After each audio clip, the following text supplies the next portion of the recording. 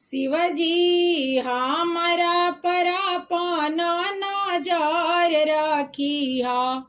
भोला जी हमारा पर अपन नजर रखी हा। हमरा माथे के सेंदूरा वाय मार रखी हा। हमरा मांग के सेंदूरावा अमर रखी हा। भोला जी हमारा पर अपन नजर रखी हा। शिवजी हमारा पर अपन नजर रखी हा। हमरा मांग के सेंदूरा वाय मार रखी हा। हमरा मांग के सेंदूरा वाय मार रखी हा। दया बरसावत रहे बेरौरा हरदम महेश जी। घरवा से हमर भागी दुखावा कलेश जी। दया बरसावत रहे बेरौरा हरदम महेश जी। घरवा से हमर भागी दुखावा कलेश जी। अपना चरण में आठोरे पहाड़ रखी हो। अपना चरण में आठोरे पहाड़ रखी हो। हमरा मांग के सेंदूरा वाय मार रखी हो। हमरा मांग के सेंदूरा वाय मार रखी हो। विधि से पूजा करी गाइले भजनिया।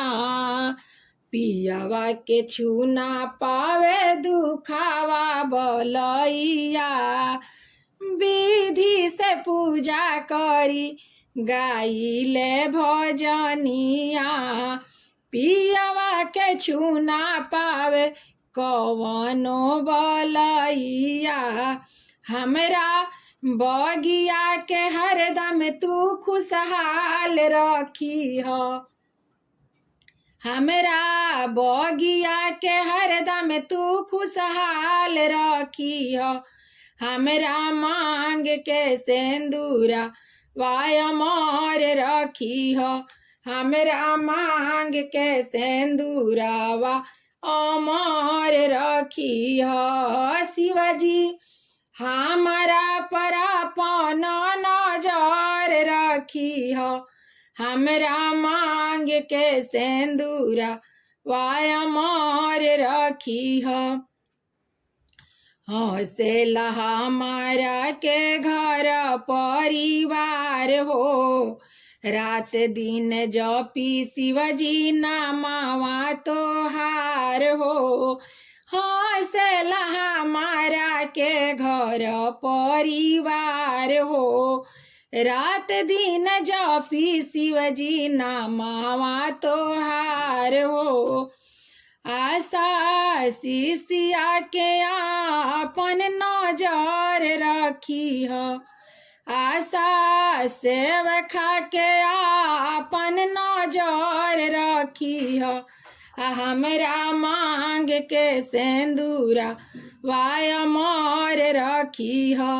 हमरा मांग के सेंदूरा वाय मार रखी हो। शिवजी हमारा पर अपन नजर रखी हो। भोला जी हमारा पर अपन नजर रखी हो। हमरा मांग के सेंदूरा वाय मार रखी हो। हमरा मांग के सेंदूरा वा अमर रखी हो।